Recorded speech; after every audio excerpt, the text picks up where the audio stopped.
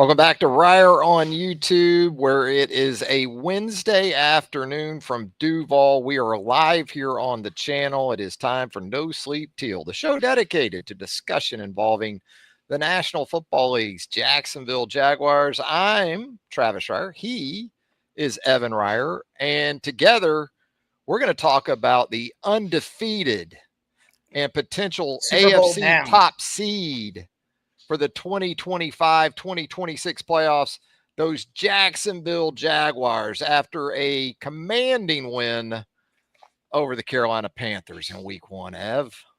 Yeah, that was awesome. That was the exact performance we kind of asked for. There were plenty of mistakes, plenty of things that we can point out, but at the end of the day, the Jaguars had the better team and they played like it. You also saw, I would say, Liam Coen's influence from the outset. The way that the offensive line played, the way that the play calling worked, centering around running the football, letting Trevor just, take what he can get, especially in that first half. It was really encouraging. How about Liam going for that 4th and short from inside his own 40 early? You talk about setting a tone, right? And we'll talk more about the running back situation for sure now that we know Tank Bigsby has been moved to Philadelphia. Yeah. He's now an Eagle up there in Philly, and Jags getting a couple of late round draft picks in return. But yeah, let's start right there. You said it, I think, in so many words. When I think about that win Sunday, blueprint is what comes to mind in terms of how Liam Coen would like to see this thing go pretty much on a weekly basis. I've been screaming for about a year now to Ryan Tannehill, Trevor Lawrence. Well, you look at Trevor Lawrence's line from that game on Sunday, and it was pretty Tannehill-ish. But end of the day, you controlled the lines of scrimmage.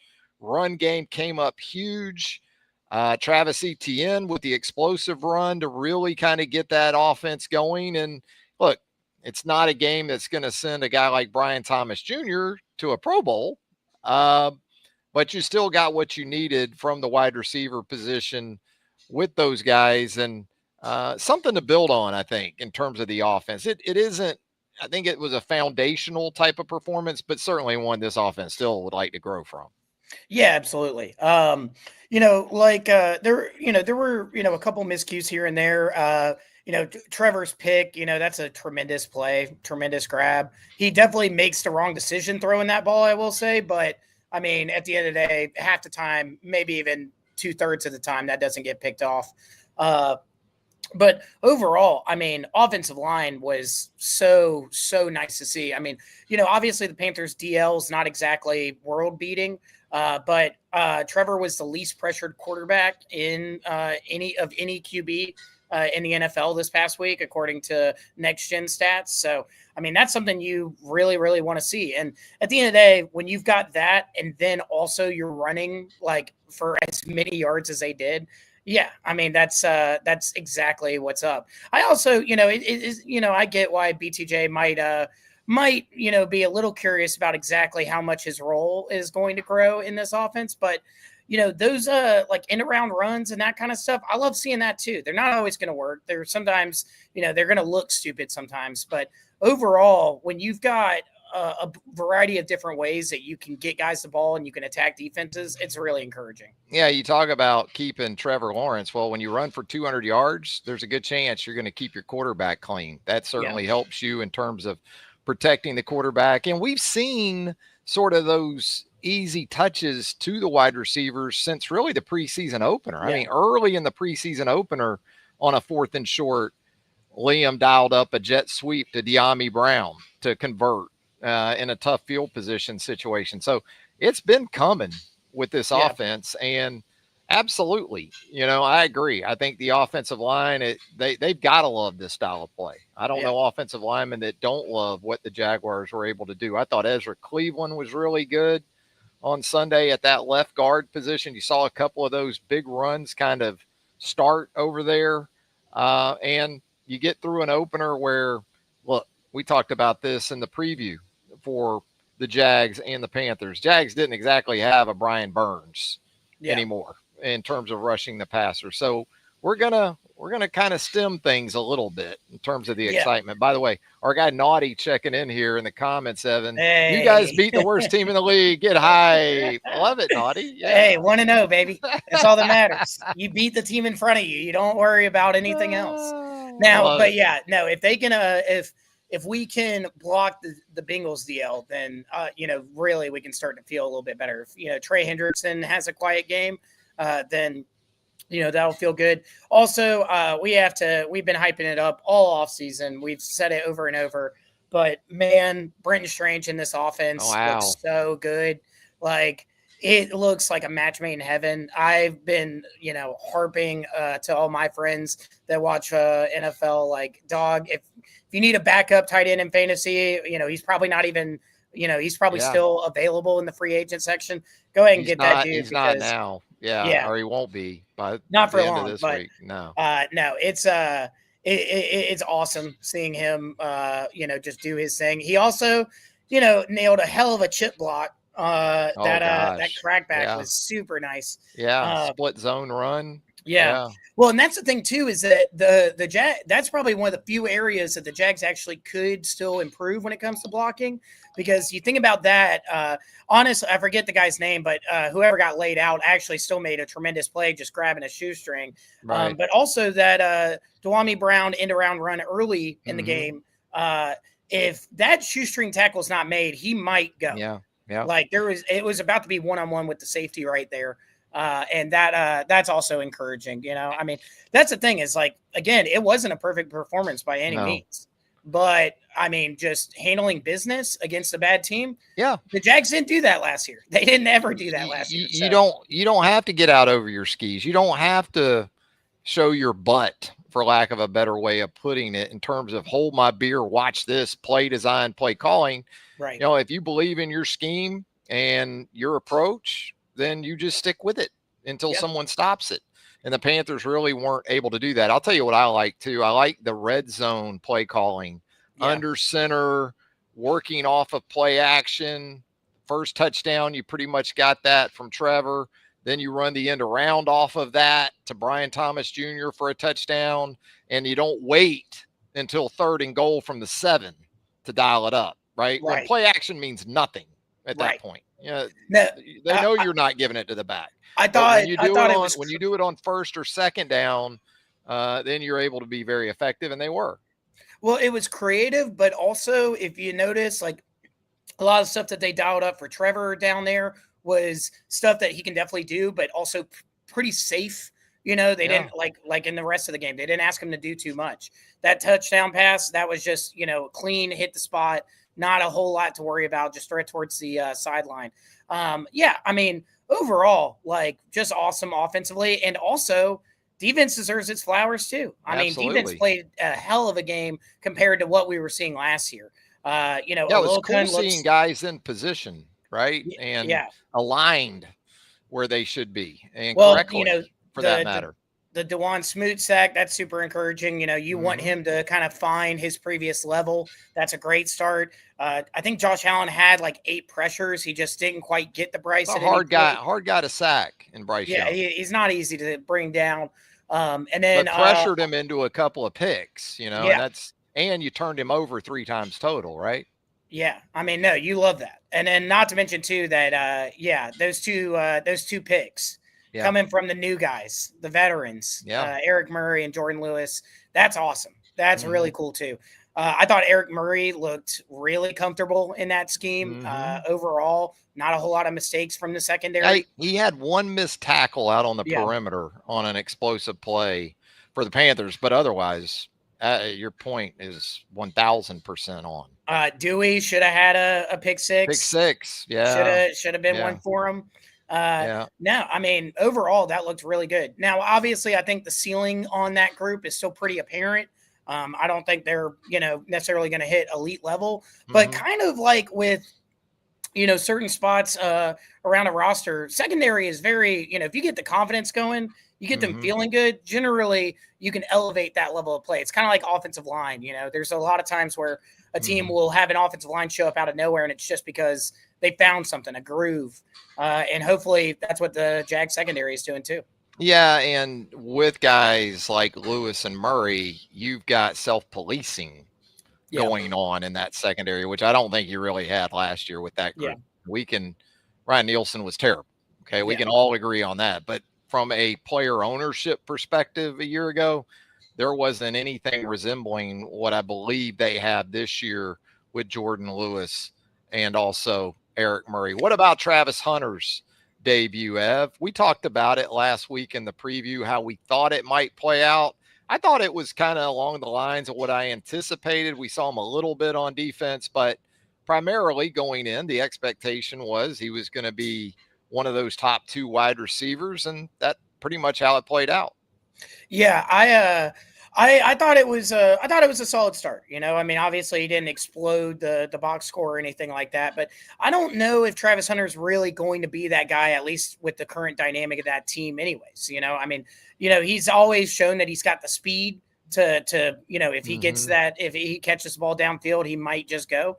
But I don't think that's what they want from him, and that's definitely not how they used him on Sunday. I mean, a lot of just let him run the route. He made some of those corners look really, really silly with some of his route running. That was encouraging. And yeah, I mean, I thought it was just a solid start. The exact kind of thing you're looking for. I think this kind of box score is probably what, these receivers need to get used to. Somebody might get 60, 70 yards, something like that on a good day, but I don't think you're going to see BTJ going for 100 yards a whole lot. I don't think you're going to see Travis Hunter going for 100 yards a whole lot. I think more, targets going to be spread around. You're looking at, 4 or 5 catches for everybody, 50 yards, which is, that's much more difficult to guard than one guy that you just have to double team every play. Yeah, I mean, that's part of why we've seen the movement we've seen in that running back room in the last 24 hours is because you've got guys, young guys, Bashal Tootin, LaQuint Allen, that can catch it too, to go along with these tight ends. Not just Brenton Strange, but Hunter Long. He had 1 catch in the game. It goes for a red zone touchdown. That's what you want out of that group. I think for guys like Brian Thomas Jr.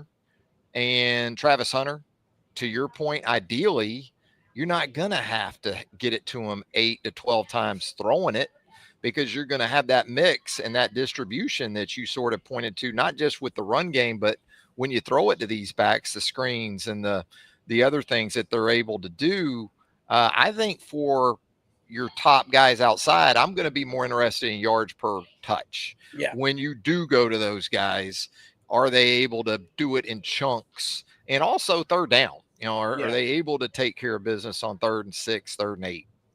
No, for sure. I think it's also going to be interesting to see exactly how much more LaQuint Allen's role grows in this offense, because they clearly trust him and love him, dude. Early on Sunday.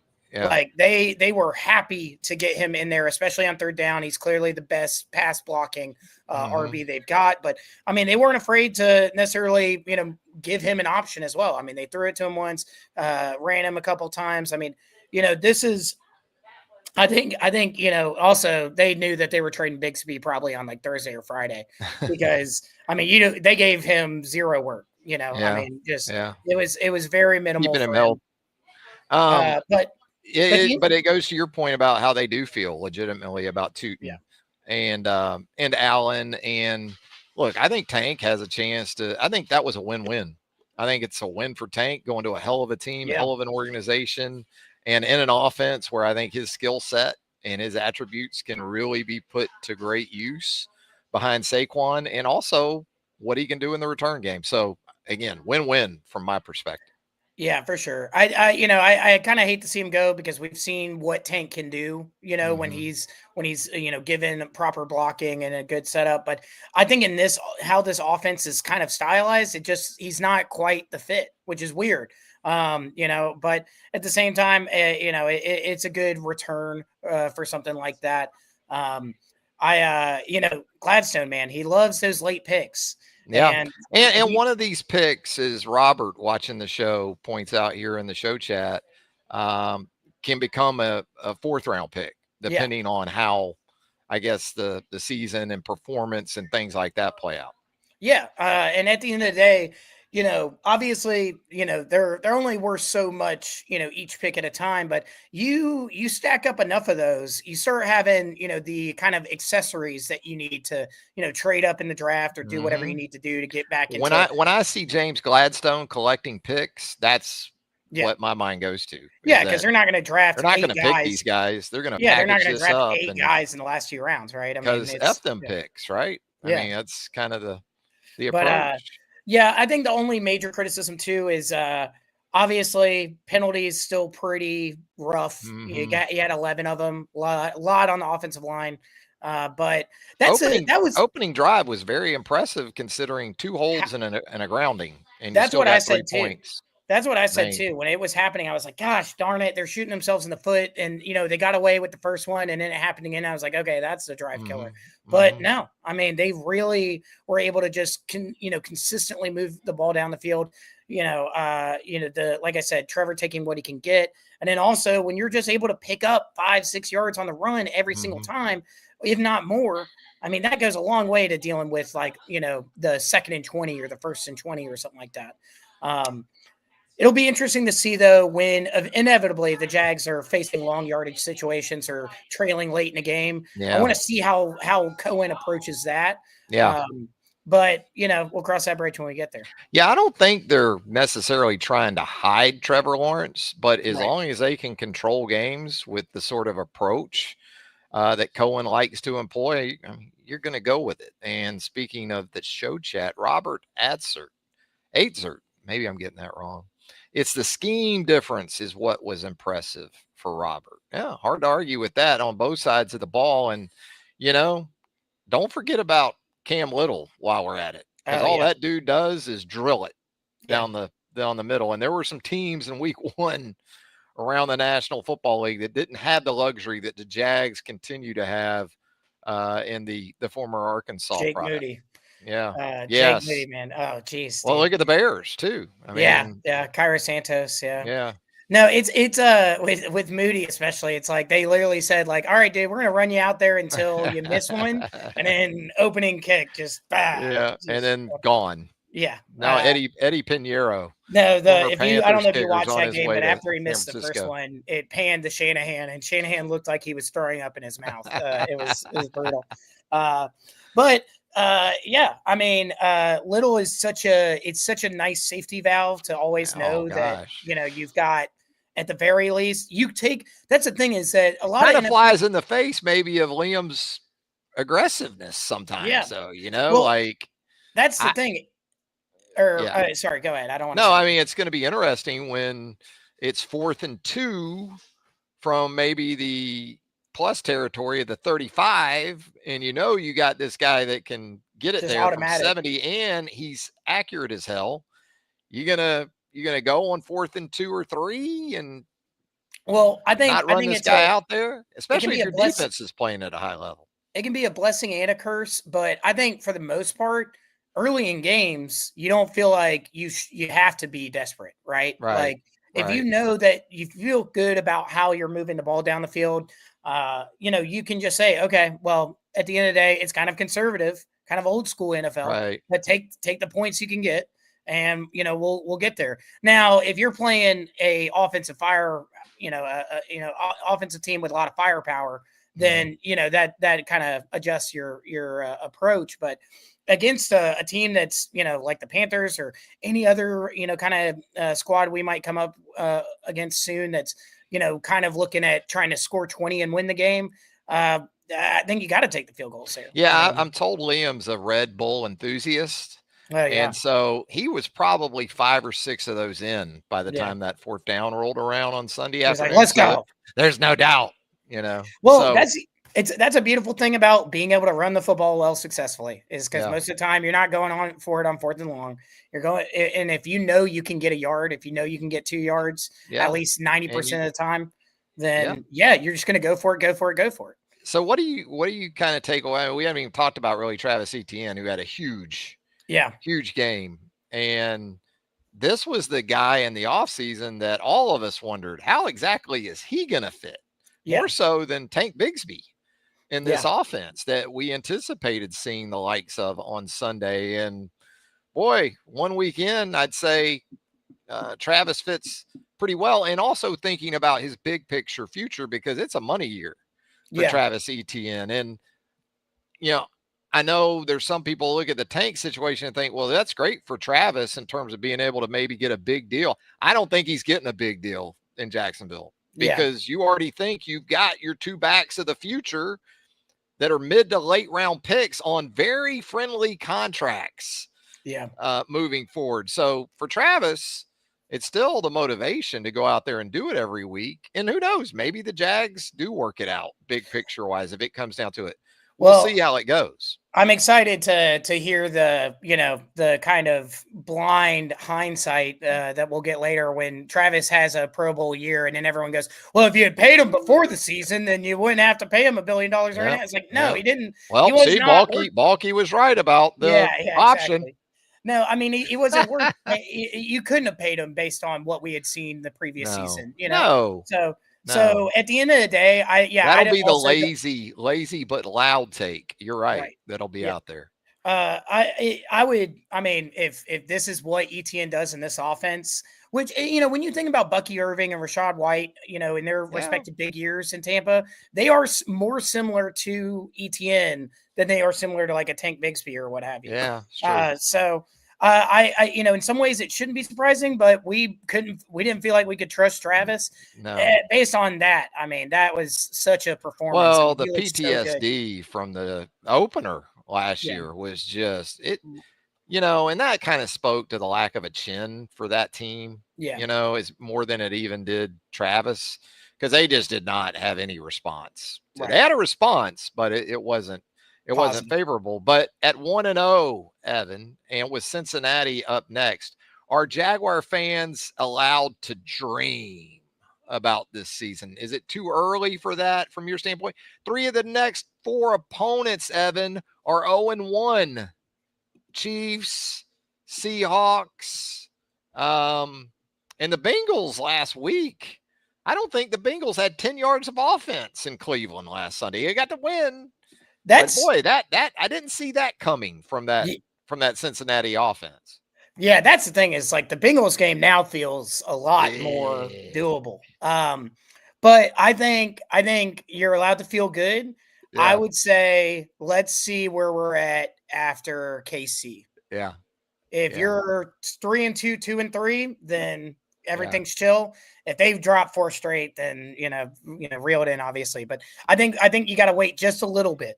But I mean, like I said, going into the Bengals game now, I mean, you should feel like you can kind of get after that a little bit. Like, I mean, it's a road game in Cincinnati; those are not easy.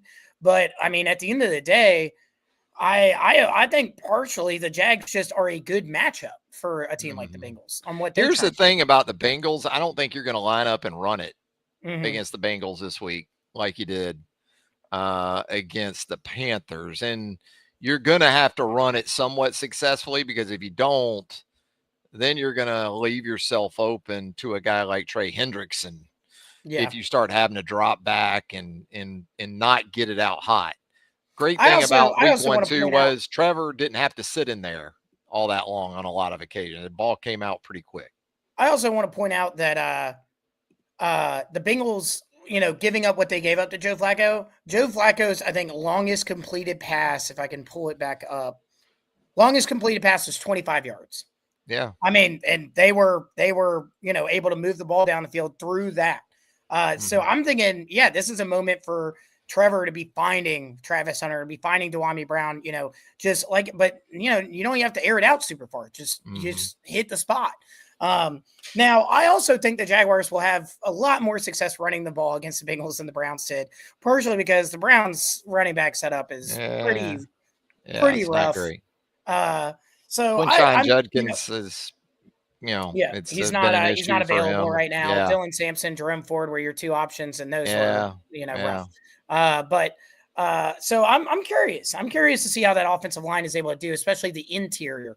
I mean, obviously the Bengals have, a really solid, defensive front, but at the same time, like, let's test TJ Slayton. Let's test Osai. Like, Trey Hendrickson, BJ Hill, those are really good players. But I want to see what the Jags can do against, I guess it would be the left side of the Bengals defense. After what happened Sunday in Jacksonville and up in Cleveland, how many Jag Bros were on that group message Sunday night? Hey, anybody want to make the trip up? I saw multiple Cincinnati people, takeover. I saw multiple people say that they're considering awesome. going to Cincinnati. Absolutely. Beautiful. Which, why not? Screw it. But at the same time, yeah, that's a rough, that would be a real, hard come down from the high of week one to go up there and then just watch the Jags get waxed. Joe Burrow. How about Joe Burrow against the Browns? 113 passing yards on 23 attempts. I mean, the damn Bengals didn't even snap the ball all that much on offense. They were so bad. Well, and that's what's interesting is that even though, it was mostly on Joe Flacco, he threw the ball 45 dang times. Couple of picks. They still managed the game well. This is the kind of game that the Jags are going to win. Liam Coen's going to have a big role in managing that game, making sure. And at the end of the day, if the Bengals are struggling offensively, guess what? Yeah, don't go for it on fourth down. Let Cam Little kick all those field goals. You might win with, let's say like 23 points, 20 points. I mean, it might do. So I just have a hard time envisioning Joey B and those receivers having a second straight performance like we saw up in Cleveland. And by the way, Cleveland kicking the football, we were talking about kicking woes from over the weekend. Andre Smith, the kicker for the Browns, missed an extra point, missed a field goal. Yeah. You lose 17-16. Brutal. Yeah. But I'll also say too that, obviously the Browns have a talented defensive front themselves. Bengals couldn't run the ball to save their life in that game. So that means a lot, like we said, if you run the ball, you protect your quarterback. If you can't run the ball, quarterback's probably going to have a pretty hard time. And Joe Burrow had a very, meager day. Jamar Chase with 2 catches. I mean, So you ready to pick the Jags or what in Cincy? You picking them? I want to so bad. I want to. Trust issues. You know what? I'm gonna say 20-16 Bengals. Yeah. That's kind of where I'm at. Cam Little's still gonna get his. He's always gonna get his. I think Evan McPherson for Cincinnati and Cam Little for the Jags it'll probably come down to those two guys, and they both can bomb it, by the way. Yeah, they're both really great kickers. I could see something from 60 plus determining this game Sunday. Yeah. Yeah, I think it'll be close late. I think unlike, week one, this will be the first real situation where we're watching Liam Coen kind of handle a tight game late as a head coach. I'm going to say 20-16 with the idea that they bounce back against the Texans and drop those fools in week 3 in Jacksonville. But you kind of stole my score there. I guess you're a Reier, Yeah. I kind of showed up there, the DNA. I'm going to go 19-16 Bengals. Oh, wow. Even more field goals. Yeah, just kick ass, kick on. Hey, go find that prop bet. Go find the 4 for McPherson. 3, I guess, for Cam is what I'm thinking. That sounds about right. Yeah. I don't know what the total is for field goals on Sunday, but I'm guessing I like the over. I think also, I think the Bengals will be the team to get it. I honestly think whoever scores the first touchdown in this game which is, that's kind of not that hot of a take. A lot of times whoever scores the first touchdown is generally, going to go on to win the game. Right. But I genuinely think that if the Jaguars can go out there and score on that opening drive, like get in the end zone, then you're going to enter a much different situation than, if you're unable to do that, then, the Bengals kind of find juice early because even though they aren't especially good at running the football, we know Chase Brown is extremely talented. Good back. He's really good. So what else kind of captured your attention from the first week of the 2025 NFL season? I guess maybe with an emphasis on the AFC South, because not every team in the AFC South is tied for the division lead. Yes, after one game. Certainly the Houston Texans wouldn't be one of those teams. And the Tennessee Titans, also not one of those teams, Ev. The Dolphins are very bad. Oh. They are very bad. That being said, the Colts should feel the same exact way that Jaguars fans feel, right? Like, if not even better. Because, that was a curb stomp symphony Daniel Jones looked really good. It's kind of like Trevor. I think he's perfect for what the Colts want to do and can do with Jonathan Taylor back there. If he's healthy, you can get by with Daniel Jones. You can kind of Sam Darnold it with Daniel Jones. If you put too much on him, we've seen the results, right? Yeah. No, the Colts look legit. They offensively, defensively, legit. Like they are going to be a problem for the first time in a while. But also we'll see. I mean, it's always tough after week one. The other takeaway I would have about the division is that the Titans are not. Like, don't be fooled by the fact that they hung with a Broncos team that made a billion mistakes in that game. Like, I am not like the Broncos got a lot of preseason hype, a lot of off-season hype, is whatever. And don't get me wrong, I think overall they're definitely a playoff team. They're going to be tough to beat by the end of the year. I am not like I watched that game play by play, and goodness gracious, that was one of the worst football games I've seen. Like, and the Broncos though are comfortable with ugly, man, because they can play D. Yeah. No, play 9-7 or 13-10, whatever. A lot of people already saying that the Titans, the team around Cam Ward is letting him down. I think that's somewhat true. I also think Cam Ward's ability to hold off all that dude wants to do is the Anthony Richardson approach. He just wants to throw it as hard as he freaking can. And I actually think he could have gotten in way more trouble than he actually did. This past weekend. But I mean, at the end of the day, though, that team's not very good. And I mean, I'll tell you, the Texans, man, there's pressure on the Texans to win this week because the Texans could be an 0-2 team coming to Jags. Yeah. If they don't take care of business against a Tampa Bay team that knows how to win at this point, regardless of the venue. I thought the Bucs were going to lose that game, maybe in Atlanta, the way it looked. And they fought. Kicker issues for Atlanta. Came up big in that game too. Yeah, dude, and especially Coe. I mean, he's good too. Yeah, he has been good. But he's been good. It's a night, knife's edge in the NFL when it comes to kickers. Sometimes got that dude. Yeah, with the Texans, man. I mean, that's the Rams want that game, and unfortunately, the Texans, or I guess fortunately for the Jags, but unfortunately for Houston, that's not the kind of game that really they're gonna have a lot of success with. That's not what they're built for, right? Yeah. So I would say, if anything, I also am not jumping to conclusions with the Texans loss. Went out to LA, lost to a good team. Yeah, I mean that's a really difficult trip and game to win. That being said, the issues that the regression we saw from CJ Stroud last year kind of seems like it hasn't changed, at least through 1 week, but. I'm interested with Bo Nix that way. I'm kind of interested to see if Bo Nix in year 2 might be more along the lines of CJ Stroud in year 2. Maybe not. We'll see.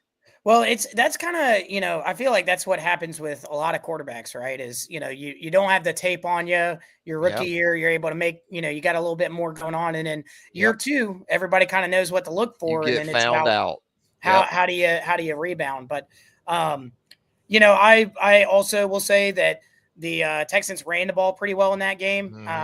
So I think they're going to be okay long-term overall. I think, it's a brutal first 2 games for them. It's kind of just like how the Jags kind of have a really rough start.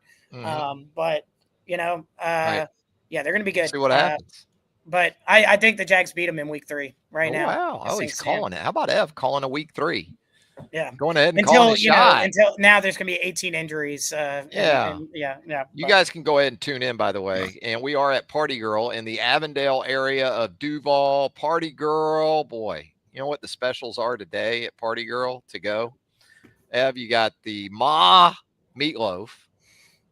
You know where that comes from? Chaz's favorite. Great meatloaf on a bed of freshly made mashed potatoes are ready to go. We've got your favorite, the cream corn casserole. Oh, man. Already had some of that here at Party Girl at 4205 St. John's Avenue on a glorious Wednesday afternoon. And that case over there is loaded up, my man. I mean, you got the chicken salad, pimento cheese, a couple different dips. Pawpaw's vegetable beef soup is in there. Dee's skillet corn is in there ready to go. And that's before you get into sweets. chocolate chip cookies that were just made moments ago. We've got sugar cookies in there. What is she doing in there, Ev? Well, She's she's always always doing doing something. something. Yeah, Yeah. it's Ma's meatloaf today. No, I'm very jealous. Meatloaf and corn casserole sounds like heaven on earth right now. And It's ready to go right now. go Ready. get it, y'all. Go get it. If you're still watching, Come I get don't know it. why. I would be I'm getting in the sitting car. here getting all the smells, Yep. smells. Free smells. All right, Ev, anything else before we get out of here on a Wednesday afternoon?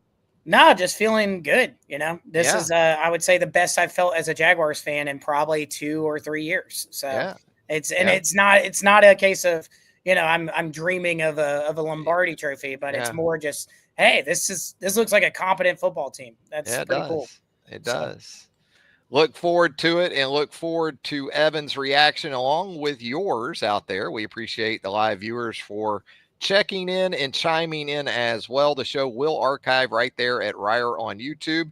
We also podcast the show. So if you're on, let's say, Apple, or you're on Spotify or any of the podcasting outlets, you're going to find the show in audio form right there as well. So, Evan, we'll do it again next week, my man.